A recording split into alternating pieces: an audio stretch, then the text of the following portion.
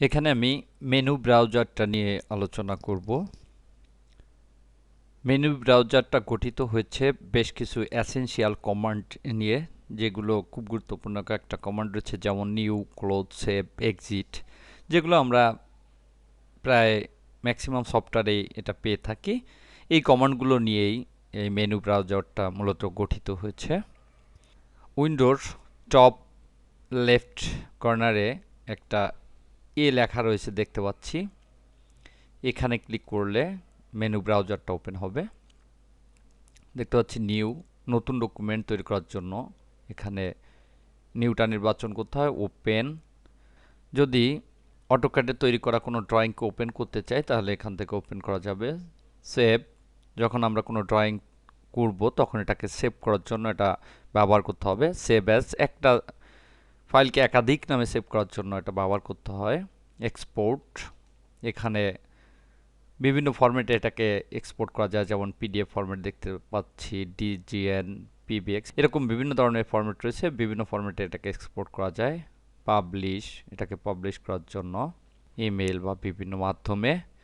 Print, এই ড্রয়িংটাকে পুরোটার মাধ্যমে প্রিন্ট করার জন্য এখানে দেখতে পাচ্ছি প্রিন্ট, ব্যাস print, print preview, page setup. এখানে প্লট বলতে হচ্ছে প্রিন্টারের মতোই, কিন্তু প্রিন্টারের চেয়ে অনেক বড় মেশিন, যেখানে অনেক বড় বড় কাগজের লেখা বা ড্রয়িংকে প্রিন্ট করা হয়। এটার নাম হচ্ছে প্লটার। এখানে যেহেতু বড় বড় ড্রয়িং করা হয় এবং একটু বড় করে ড্রয়িং করার প্রয়োজন পড়ে, তাই এখানে প্লট দেওয়া হয়েছে। মূলত যখন প্রফেশনালি কাজ করা হয় তারা সাধারণত এই প্লটেই প্রিন্ট করে থাকে।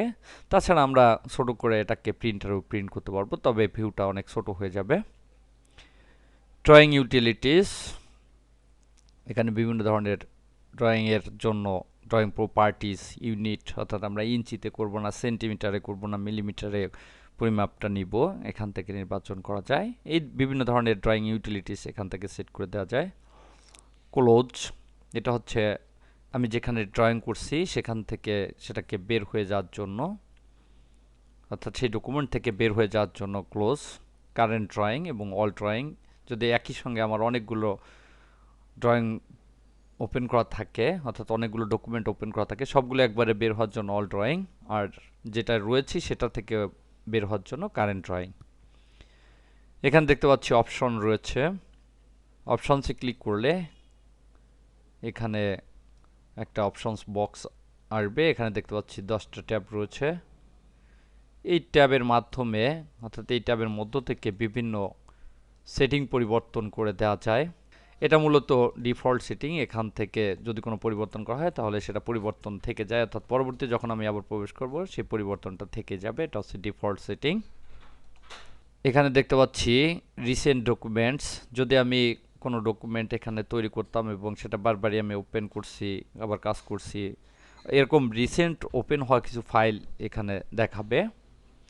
আর এখান থেকে যদি কোনো কমান্ডকে আমি খুঁজে বের করতে চাই, বা সেই কমান্ডটা আমি এখানে লিখে দিয়ে সেই কমান্ডটা কার্যকরী করতে চাই, তাহলে এখানে লিখে দেওয়া যাবে। যেমন আমি যদি একটা সার্কেল অর্থাৎ বৃত্ত আঁকতে চাই, তাহলে এখানে লিখে দেবো সার্কেল।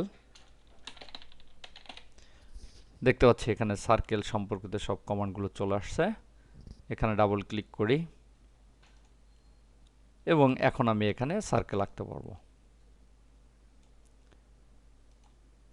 এভাবে এখান থেকে কোনো কমান্ডকে খুঁজে বের করা যায় খুব দ্রুত, এবং সেই কমান্ডটাকে অ্যাক্টিভ করে ড্রয়িং করা যায়।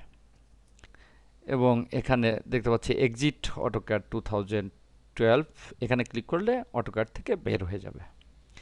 এভাবে মূলত এই মেনু ব্রাউজারের মধ্যে বিভিন্ন অপশন নিয়ে বিভিন্ন কাজ করা যায়।